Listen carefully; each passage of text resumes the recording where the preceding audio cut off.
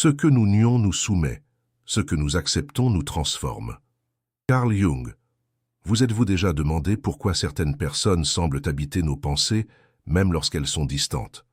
Avez-vous déjà ressenti ce vide que quelqu'un a laissé et que rien d'autre ne semble pouvoir combler? Qu'est-ce qui rend certaines présences si significatives au point que leur absence crée une douleur qui, paradoxalement, nous éveille? Dans cette vidéo, vous comprendrez les mécanismes profonds de la psyché qui font que quelqu'un ressent votre manque de manière authentique et transformatrice. Vous découvrirez comment le processus d'individuation de Jung explique la véritable attraction entre deux êtres. Vous apprendrez pourquoi tenter de manipuler le manque de l'autre est un piège qui vous éloigne de votre véritable potentiel de présence. La transformation que je propose est simple et profonde. Ne plus chercher de technique pour manquer, mais devenir une présence si authentique que votre absence devient un portail vers la connaissance de soi pour l'autre. Il y a un secret ancestral caché dans les écrits de Jung sur la relation entre présence et absence. Un paradoxe que peu comprennent et qui révèle comment la vraie connexion se produit non dans la dépendance, mais dans la pleine liberté. Quand vous devenez qui vous êtes vraiment, votre présence et votre absence deviennent également puissantes. Poursuivez jusqu'au chapitre sur l'éveil de l'unique, où je révélerai la clé cachée d'une présence qui ne s'éteint pas, même à distance. Commençons. Dans les profondeurs de l'attachement. L'ombre qui nous retient. L'ombre se manifeste toujours en premier. Elle surgit dans cette anxiété de vérifier son téléphone à chaque minute, dans l'angoisse quand le message n'arrive pas, dans le vide que nous ressentons lorsque l'autre prend ses distances. Jung nous enseigne que toute fixation révèle non seulement ce que nous désirons, mais surtout ce que nous craignons de regarder en nous-mêmes.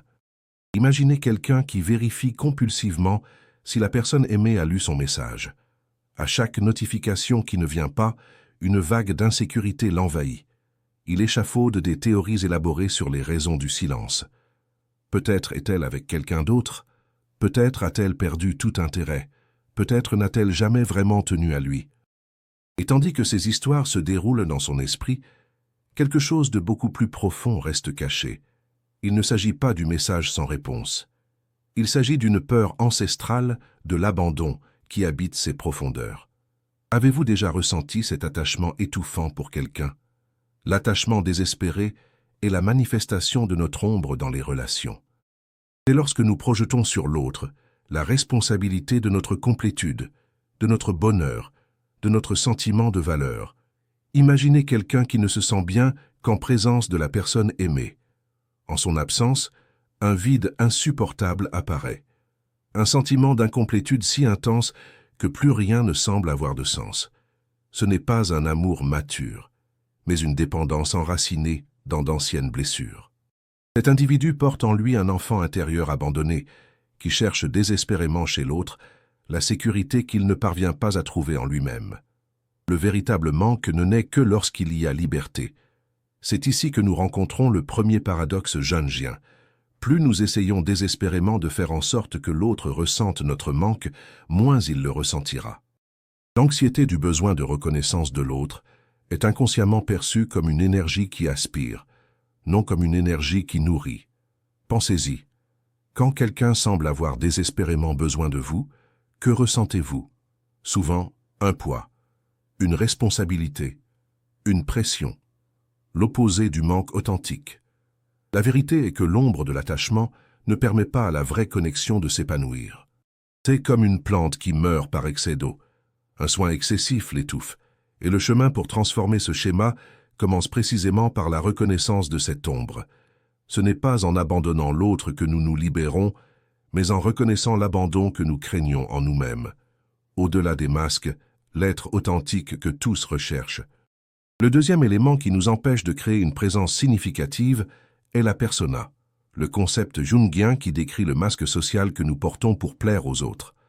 Jung nous rappelle que nous développons des personas adaptatives dès l'enfance. Nous apprenons quels comportements nous apportent l'approbation et lesquels nous causent le rejet. Imaginez quelqu'un qui a grandi en croyant qu'il ne serait aimé que s'il était parfait en tout. Maintenant, dans les relations, il essaie constamment de prouver sa valeur. Il est toujours disponible. Ne dit jamais non. Cache ses vulnérabilités. ne montre que ce qu'il croit être admirable, et puis il se demande pourquoi personne ne semble vraiment ressentir son absence. Lorsque vous vous présentez au monde à travers un masque, même s'il est magnifique et impeccable, c'est ce masque que les gens connaissent, pas vous. Et comment manquer quelqu'un que l'on n'a jamais vraiment connu? Le paradoxe est ici limpide. Plus vous cachez vos imperfections, moins l'autre se connecte à votre essence. Et seule l'essence laisse un vrai manque. Vous êtes-vous déjà surpris à agir de manière calculée pour impressionner quelqu'un? La persona adaptative est comme un parfum artificiel et excessif. Au début, elle peut attirer l'attention. Avec le temps, elle devient simplement lassante. Quand vous ne montrez que ce que vous croyez admirable, vous empêchez l'autre d'admirer qui vous êtes vraiment. Imaginez une femme qui sourit toujours, est toujours agréable, toujours d'accord. Elle craint de montrer sa force, sa colère, ses opinions divergentes. Elle croit que pour être aimée, elle doit être facile, confortable, non défiante.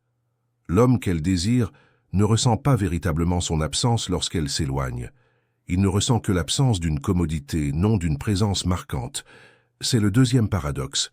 L'authenticité que nous craignons de montrer est exactement ce qui crée une présence inoubliable.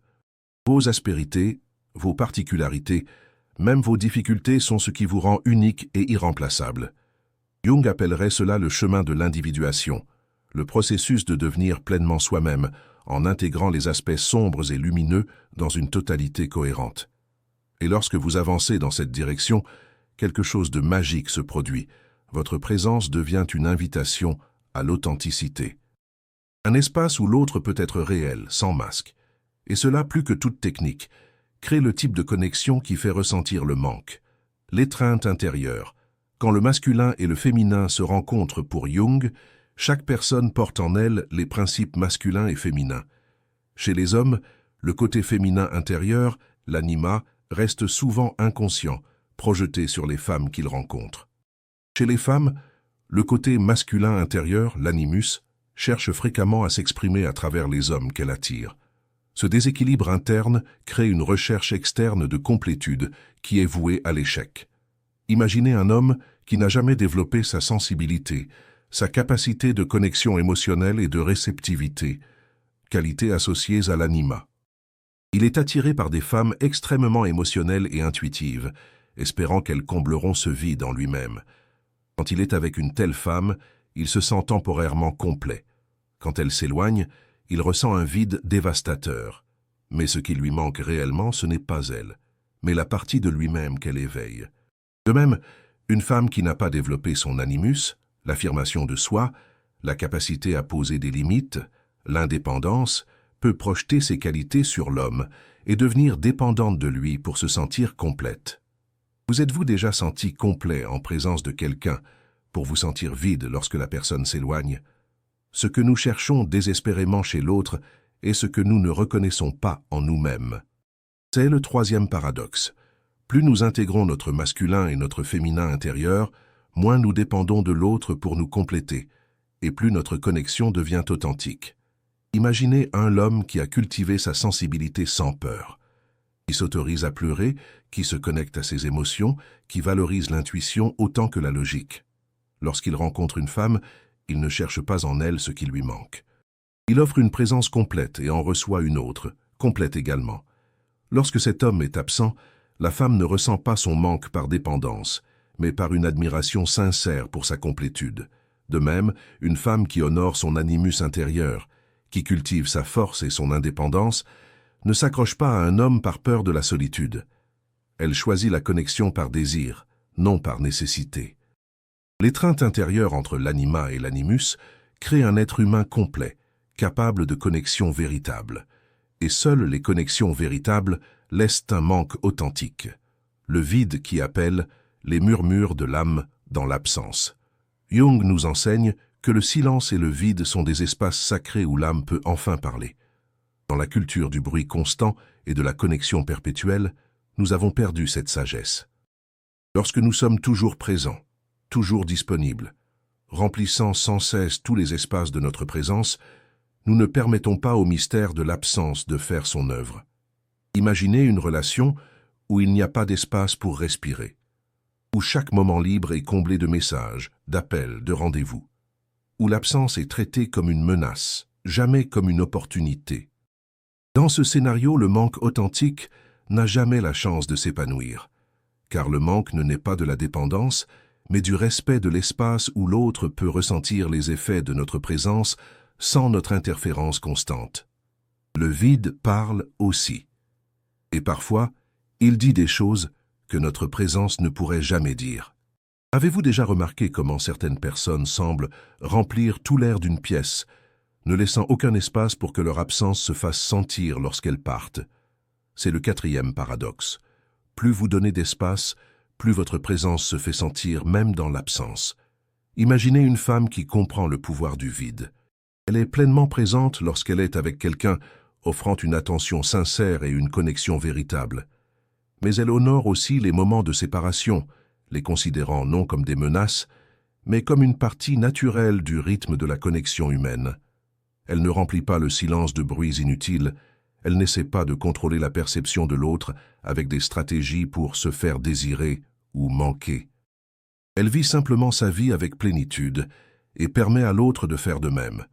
Quand elle s'éloigne, elle laisse derrière elle un vide éloquent, un espace où l'autre peut ressentir l'impact de sa présence authentique, sans la distraction de sa présence physique constante. Jung dirait que c'est l'espace où l'inconscient peut travailler, où les graines plantées pendant la rencontre peuvent germer dans la psyché de l'autre sans interférence consciente. C'est dans le vide que naît le véritable manque. Non pas cette carence névrotique qui découle de la peur de l'abandon, mais cette appréciation profonde qui surgit de la reconnaissance de la valeur unique d'un être. L'absence, lorsqu'elle est vécue consciemment, ne devient pas un manque douloureux, mais un appel de l'âme à des rencontres plus significatives. Métamorphose du vide. Comment l'absence sculpte la présence? La transformation par l'absence est l'un des concepts les plus profonds de la psychologie jungienne, bien que rarement abordé en ces termes. Jung nous enseigne que la psyché recherche constamment l'équilibre à travers le principe de l'énantiodromie, la tendance de toute force, poussée à l'extrême, à se transformer en son opposé. Ainsi, la présence constante perd son pouvoir d'impact, tandis que l'absence consciente intensifie le sens de la présence. Imaginez un homme qui est toujours disponible, toujours prompt à répondre, remplissant sans cesse chaque instant de sa présence. Avec le temps, cette constance devient un simple arrière-plan, quelque chose d'attendu, plus remarqué ni apprécié dans sa totalité. D'autre part, imaginez quelqu'un qui apparaît dans votre vie comme une présence pleine, concentrée, significative, et qui ensuite se retire pour vivre son propre chemin. Ce mouvement crée une danse de présence et d'absence qui maintient la relation vibrante et consciente. Avez-vous déjà remarqué comment les personnes que nous admirons le plus sont souvent celles qui mènent une vie propre, riche et significative? La véritable présence ne se mesure pas par la constance, mais par l'impact. C'est le cinquième paradoxe. L'absence ne diminue pas la véritable connexion, mais l'approfondit en transformant le vide en signification. Imaginez une femme qui mène une vie pleine, avec but et sens. Quand elle est avec quelqu'un, elle est véritablement présente. Quand elle est absente, elle est tout aussi présente à sa propre vie. Elle ne vit pas en attendant des messages ou une validation externe. Quand elle s'éloigne, elle ne laisse pas un vide désespérant, mais un espace de possibilités. Une invitation pour que l'autre explore aussi sa propre totalité. C'est la métamorphose du vide. Lorsque l'absence n'est pas un abandon, mais un acte de confiance dans la solidité de la connexion. Une affirmation que le lien réel ne dépend pas d'une proximité constante, mais d'une résonance des âmes. Jung appellerait cela une relation entre êtres individués, ceux qui ont accompli le chemin vers leur propre totalité et par conséquent ne cherchent pas chez l'autre des parties perdues d'eux-mêmes, mais une connexion entre totalités.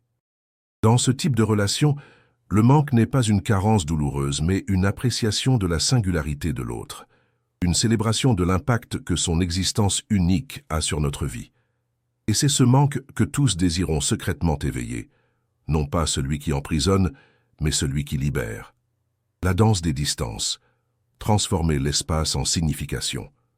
Jung nous enseigne que les opposés cherchent toujours l'intégration. Proximité et distance, présence et absence. Ces polarités ne sont pas des ennemis, mais des partenaires dans une danse cosmique. L'alchimie de la distance émotionnelle consiste à transformer l'espace entre deux êtres non pas en un vide douloureux, mais en un champ fertile où la connexion peut croître de manière plus profonde et consciente. Imaginez un couple qui comprend cette danse. Ils ne sont pas constamment ensemble par peur de la séparation, ni constamment séparés par peur de l'intimité. Ils se meuvent dans un rythme naturel d'approche et d'éloignement, comme la respiration de la vie elle-même. Quand ils sont ensemble, ils sont véritablement ensemble, présents, attentifs, connectés. Quand ils sont séparés, ils honorent cet espace comme une partie essentielle de la relation, non comme une défaillance ou une menace. Avez-vous déjà remarqué comment certaines des meilleures conversations ont lieu après une période de silence? La distance n'est pas l'opposé de la connexion, mais une partie de sa pulsation naturelle. C'est le 6e paradoxe. La distance consciente n'éloigne pas, mais crée l'espace nécessaire pour que la véritable intimité s'épanouisse. Imaginez un homme qui comprend qu'être constamment disponible n'est pas un signe d'amour, mais souvent d'insécurité. Il offre sa présence comme un cadeau, non comme une nécessité. Et quand il est absent, il vit réellement. Il n'attend pas seulement la prochaine rencontre. Cette attitude transforme la signification de la distance. Au lieu d'être crainte, elle devient un champ de possibilités. Un espace où chacun peut respirer, réfléchir et grandir individuellement, afin d'apporter ensuite ces nouveaux aspects d'eux-mêmes à la relation. Jung parlerait de cette danse comme faisant partie du processus d'individuation relationnelle, lorsque deux êtres en processus de découverte de soi se rencontrent et se séparent dans un rythme qui honore à la fois l'union et l'autonomie. L'alchimie de la distance consiste à transformer la peur de la séparation en célébration de la liberté, l'anxiété de l'absence en appréciation de l'espace, le vide apparent en plénitude cachée. Quand vous maîtrisez cette alchimie, vous n'avez plus besoin de techniques pour vous faire désirer. Votre propre façon d'honorer la danse des distances crée naturellement un espace où l'autre ressent votre absence non pas comme un abandon, mais comme une invitation à ressentir plus profondément le sens de votre présence. Le voyageur intérieur. Quand partir est le chemin pour revenir. Jung parlait fréquemment du voyage du héros, l'archétype du voyageur qui quitte le confort du connu pour s'aventurer dans l'inconnu, affrontant des défis et revenant transformé. Cet archétype de l'errant, du voyageur, vit en chacun de nous. C'est cette part qui aspire à l'exploration, à la croissance et à la liberté. Et lorsque nous la réprimons au nom de la sécurité ou de la stabilité, elle se rebelle à travers l'agitation, l'ennui ou même le sabotage de relations. Imaginez quelqu'un qui ne se permet jamais d'explorer ses propres territoires intérieurs, qui est toujours focalisé sur l'autre, s'adaptant, se moulant, sans jamais réellement embarquer dans son propre voyage de découverte de soi. Cet individu peut être physiquement présent dans une relation, mais son essence est absente. Et le paradoxe est que cette absence interne crée une présence qui ne laisse pas de regret significatif. D'un autre côté, imaginez quelqu'un qui honore son voyageur intérieur, qui recherche constamment sa propre croissance, qui explore de nouveaux territoires en lui-même, qui affronte ses ombres et découvre de nouveaux potentiels. Ceux qui ne partent jamais n'arrivent jamais vraiment. C'est le 7e paradoxe. Plus vous honorez votre voyage intérieur, plus vos rencontres extérieures deviennent significatives. Avez-vous déjà remarqué que les personnes qui nous marquent le plus sont souvent celles qui ont une vie intérieure riche, une relation profonde avec elle-même? Imaginez une femme qui n'a pas peur d'explorer ses propres profondeurs. Elle plonge dans ses passions, affronte ses peurs, questionne ses croyances limitantes. Elle découvre constamment de nouvelles facettes d'elle-même. Lorsque cette femme entre en relation avec quelqu'un, elle apporte à la rencontre toute la richesse de son monde intérieur. Et lorsqu'elle est absente, l'autre ne ressent pas seulement l'absence de sa présence physique, mais de la porte qu'elle a ouverte sur des dimensions inexplorées de l'expérience humaine. Jung appellerait cela le processus d'individuation, le voyage d'intégration de toutes les parties de soi-même en une totalité cohérente et authentique. Et plus quelqu'un avance dans ce voyage, plus sa présence devient magnétique et plus son absence est significative. L'archétype du voyageur nous enseigne que nous devons constamment partir de nos zones de confort, de nos schémas limitants, de nos identités cristallisées, pour véritablement revenir comme des présences pleines et significatives dans la vie des autres. Lorsque nous honorons cet archétype en nous-mêmes, nous n'avons pas besoin de techniques artificielles pour que notre absence se fasse sentir. Notre propre voyage intérieur crée une présence si riche et multifacette que notre absence devient une invitation pour l'autre à explorer aussi ses propres profondeurs. Rencontres invisibles, les fils du destin dans les relations. Jung a introduit au monde occidental le concept de synchronicité, des événements apparemment coïncidents qui, en réalité, sont connectés par un sens, non par une relation causale.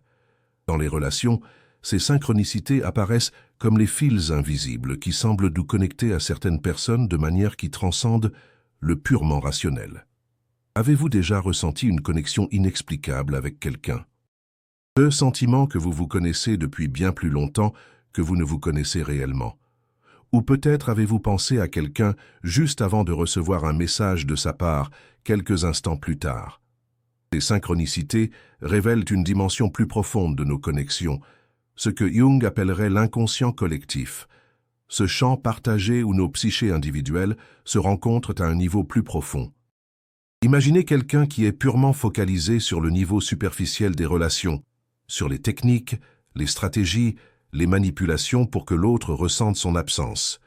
Cette personne opère uniquement au niveau de la persona, ignorant les courants plus profonds qui nous connectent véritablement.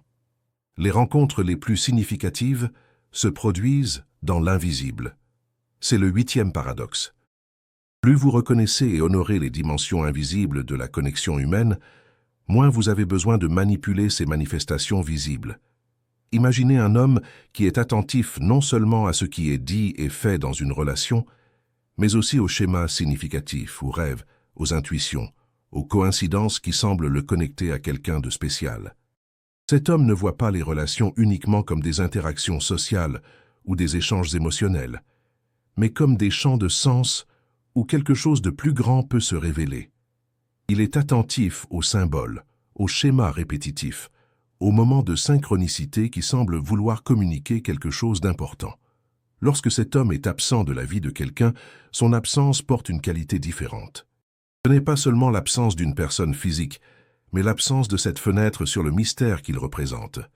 Jung dirait que les connexions les plus profondes entre les personnes se produisent au niveau archétypal, où nous ne sommes pas seulement des individus, mais des représentants de schémas universels de l'expérience humaine. Et lorsque nous entrons en relation à partir de ce niveau de conscience, nous n'avons pas besoin de techniques pour nous faire désirer. Notre propre présence devient un portail vers le sens, et notre absence une invitation pour l'autre à continuer d'explorer ce sens en lui-même. Les synchronicités nous enseignent que nous sommes connectés de manière qui transcende l'espace et le temps physique. Et lorsque nous honorons cette vérité, notre présence et notre absence deviennent également puissantes, toutes deux portant le potentiel d'éveiller l'autre au mystère que nous sommes. Reflet de l'âme collective. Comment les autres nous révèlent? Jung nous a enseigné qu'une grande partie de ce que nous voyons chez les autres sont des projections d'aspects non reconnus de nous-mêmes. Lorsque nous sommes fortement attirés ou repoussés par quelqu'un, nous réagissons fréquemment à des parties de nous que nous n'avons pas encore intégrées consciemment. Ce phénomène crée une sorte de miroir entre les êtres humains, où chacun reflète à l'autre à la fois des potentiels et des ombres. Imaginez quelqu'un qui recherche constamment validation et attention dans les relations. Cette personne ne réalise pas que ce qu'elle cherche réellement chez l'autre est un reflet de sa propre valeur, qu'elle ne parvient pas encore à reconnaître intérieurement. Lorsque cet individu essaie désespérément de faire en sorte que l'autre ressente son absence, il essaie en réalité de se prouver qu'il est précieux, qu'il mérite d'être remémoré, que son existence compte. Avez-vous déjà remarqué comment nous ressentons souvent plus l'absence des personnes qui nous reflètent, des aspects de nous-mêmes que nous admirons, mais que nous n'avons pas encore pleinement intégrés? Ceux qui nous marquent le plus sont ceux qui nous montrent ce que nous pouvons être. C'est le 9e paradoxe. Plus vous comprenez les projections dans les relations, moins vous avez besoin de confirmation externe de votre valeur. Imaginez une femme qui comprend le mécanisme des projections. Elle réalise que lorsqu'elle ressent une admiration intense pour quelqu'un, elle reconnaît fréquemment des qualités qui existent déjà en elle-même, même si ce n'est qu'en potentiel. Au lieu de devenir dépendante des personnes qu'elle admire, elle utilise ces rencontres comme des opportunités pour développer ces mêmes qualités en elle. Et lorsqu'elle ressent une aversion inexplicable pour quelqu'un, elle enquête sur ce que cela peut révéler de ses propres ombres non reconnues. Cette femme ne cherche pas à se faire désirer comme forme de validation. Elle comprend que la véritable connexion se produit lorsque deux êtres humains s'aident mutuellement à reconnaître et à intégrer leur totalité. Jung appellerait cela le processus d'intégration de l'ombre, reconnaître et accepter les aspects de nous-mêmes que nous projetons sur les autres, tant les admirables que les redoutés. Lorsque nous réalisons ce travail interne, notre présence dans la vie des autres devient un miroir plus clair, reflétant non seulement ce qu'ils veulent voir, mais ce qu'ils ont besoin de voir pour leur propre croissance.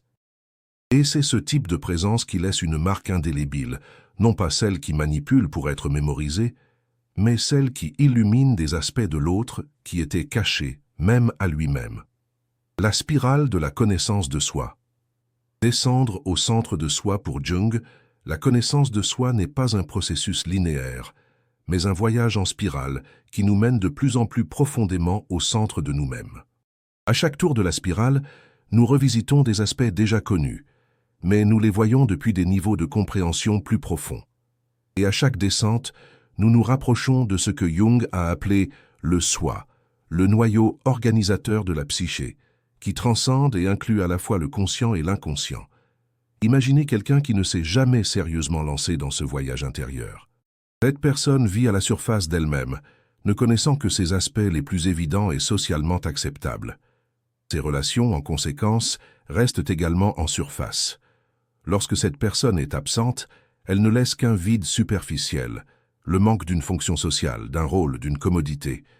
Elle ne laisse pas cette profonde nostalgie qui surgit lorsque quelqu'un nous a touchés à des niveaux plus essentiels de l'être. D'autre part, imaginez quelqu'un qui vit dans un processus constant de découverte de soi, qui n'a pas peur de regarder ses ombres, de questionner ses schémas, d'explorer ses contradictions internes. Plus vous plongez profondément en vous-même, plus votre présence dans le monde devient significative. C'est le 10e paradoxe. La véritable connaissance de soi ne nous rend pas plus égocentriques, mais plus capables de connexion authentique. Avez-vous déjà remarqué comment les personnes qui semblent avoir une relation profonde avec elles-mêmes ont souvent une qualité de présence différenciée? Imaginez un homme qui s'est sérieusement consacré au travail interne de connaissance de soi. Il a médité, fait de la thérapie, tenu des journaux de rêve, exploré ses réactions, questionné ses conditionnements. Lorsque cet homme entre en relation, il apporte à la rencontre une qualité de présence qui vient de la familiarité avec ses propres profondeurs. Il n'essaie pas de combler des vides, de compenser des insécurités ou d'obtenir une validation. Il est simplement présent à partir d'un centre de gravité interne stable. Lorsqu'il est absent, ce qui reste est la marque de cette présence authentique. Non pas le manque de quelque chose qui nous complétait, mais la nostalgie d'une rencontre qui nous a révélé davantage sur nous-mêmes. Jung dirait que c'est l'effet transformateur du contact avec quelqu'un qui est en processus d'individuation.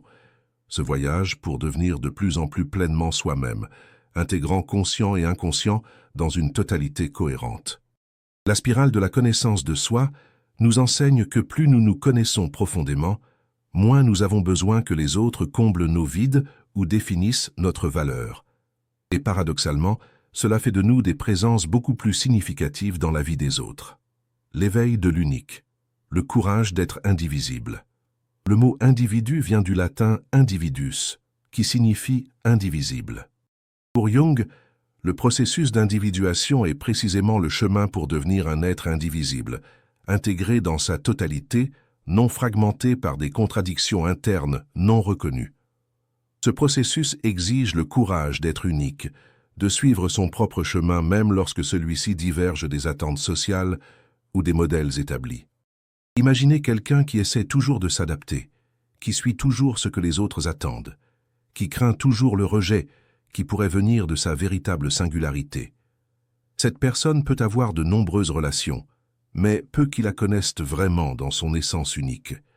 Quand elle est absente, elle ne laisse pas de marque distinctive, car elle ne s'est jamais permis d'être vraiment distincte.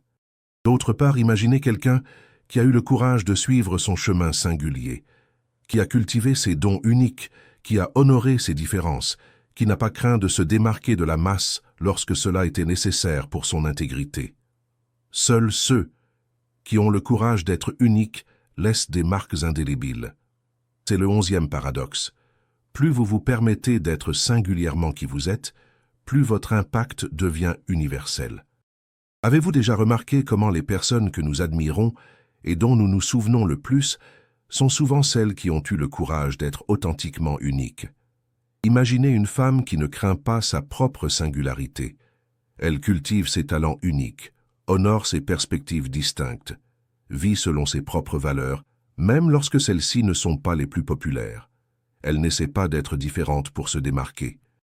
Elle est simplement fidèle à sa propre nature, suivant ce que Jung appellerait sa vocation intérieure, cet appel de la psyché qui nous guide vers notre développement le plus plein et singulier.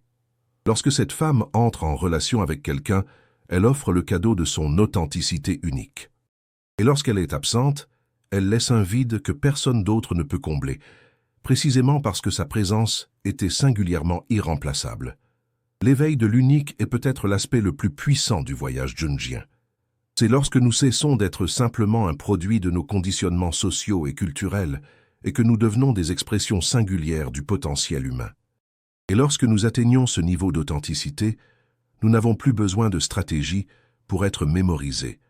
Notre propre singularité nous rend inoubliables. L'union des opposés, conscients et inconscients, en harmonie pour Jung. L'objectif ultime du développement humain est l'intégration des opposés, en particulier la réconciliation entre le conscient et l'inconscient, créant ce qu'il a appelé la personnalité unifiée. Cette intégration n'est pas l'élimination des polarités, mais leur harmonisation en une totalité dynamique qui embrasse à la fois la lumière et l'ombre, la raison et l'intuition, la structure et le flux. Imaginez quelqu'un de divisé intérieurement. En surface, il se présente comme rationnel, contrôlé et structuré. Mais intérieurement, il porte des impulsions, des désirs et des émotions non reconnues qui éclatent occasionnellement en comportements contradictoires ou autodestructeurs.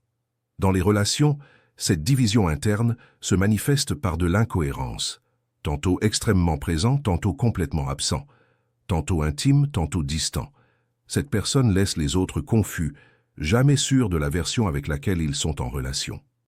La nostalgie qu'elle inspire est chaotique et anxieuse, non pas cette appréciation profonde qui découle du contact avec un être intégré. D'autre part, imaginez quelqu'un qui a travaillé consciemment pour intégrer ses opposés internes, qui ne nie pas son ombre, mais la reconnaît et l'incorpore consciemment, qui honore à la fois sa rationalité et son intuition, qui accepte à la fois sa force et sa vulnérabilité.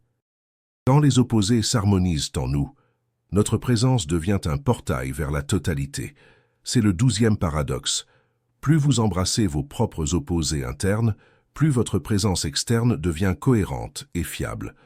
Avez-vous déjà rencontré quelqu'un qui semble également à l'aise avec sa force et sa vulnérabilité, avec sa rationalité et son émotion, avec son indépendance et sa capacité de connexion? Imaginez un homme qui a intégré consciemment ses opposés internes. Il n'a pas besoin de prouver sa force en niant sa sensibilité, ni son indépendance en évitant l'intimité. Il habite l'espace paradoxal où les opposés coexistent dans une tension créative. Lorsque cet homme entre en relation, il offre une présence complète qui n'exige pas que l'autre nie des parties de lui-même pour s'adapter. Et lorsqu'il est absent, ce qui reste est le souvenir d'une rencontre avec la totalité, non pas avec une version fragmentée et partielle de l'humain. Jung appellerait cela la réalisation du soi, lorsque les aspects conscients et inconscients de la psyché travaillent en harmonie. Créant une personnalité intégrée qui peut naviguer avec fluidité entre différents modes d'être sans perdre sa cohérence essentielle. Cette intégration des opposés crée une présence qui laisse naturellement des traces profondes, non pas parce qu'elle cherche à se rendre inoubliable, mais parce qu'elle offre un aperçu de la totalité à laquelle nous aspirons tous secrètement. La présence lumineuse, quand l'absence illumine le chemin. Nous arrivons maintenant au point où le cercle se ferme et le paradoxe central se révèle dans sa plénitude. Le véritable art de manquer ne réside pas dans des techniques de manipulation psychologique, mais à devenir une présence si authentique, intégrée et significative que son absence évoque naturellement non seulement le manque, mais la transformation. Jung nous a enseigné que les relations les plus significatives sont celles qui nous aident dans notre processus d'individuation, le chemin pour devenir qui nous sommes vraiment. Peut-être que la véritable mesure d'une connexion n'est pas à quel point quelqu'un nous manque, mais ce que son absence nous révèle sur nous-mêmes. Imaginez quelqu'un qui est entré dans votre vie non pas pour combler un vide, mais pour éclairer un chemin. Non pas pour vous compléter, mais pour refléter votre propre complétude potentielle. Non pas pour créer de la dépendance, mais pour inspirer la croissance. Quand cette personne est absente, ce qui demeure n'est pas seulement la douleur de la séparation, mais la lumière qu'elle a allumée en votre propre être. Une lumière qui continue de vous guider même en l'absence de sa source originelle. Vraiment indispensable est celui qui nous enseigne à nous passer de sa présence. C'est le paradoxe final et le plus profond. La connexion la plus significative n'est pas celle qui nous rend dépendants de la présence de l'autre, mais celle qui nous aide à trouver en nous-mêmes ce que nous cherchions initialement chez l'autre. Avez-vous déjà rencontré quelqu'un dont la présence semblait illuminer tout votre être, et dont l'absence, bien que douloureuse, vous a rendu plus conscient de votre propre lumière intérieure? Imaginez une présence qui ne domine pas, mais illumine, qui ne comble pas les vides, mais révèle des trésors cachés, qui ne crée pas de dépendance, mais inspire la liberté. C'est cette présence lumineuse que Jung décrirait comme celle qui éveille le soi chez l'autre, ce noyau de totalité qui existe déjà en chacun de nous, attendant d'être reconnu et vécu. Et nous pouvons maintenant finalement boucler la boucle que nous avons ouverte au début. Le secret ancestral caché dans les écrits de Jung sur la relation entre présence et absence.